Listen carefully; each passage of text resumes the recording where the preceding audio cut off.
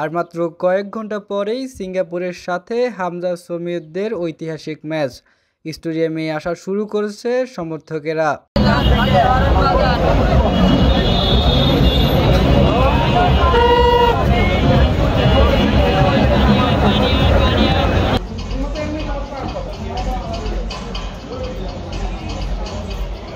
কিছুক্ষণ আগেই মাঠটা পুরো ফাঁকা ছিল। অল্প কিছু সময়ের ব্যবধানে মাঠের কোনায় কোনায় ভরে যাচ্ছে সমর্থকেরা।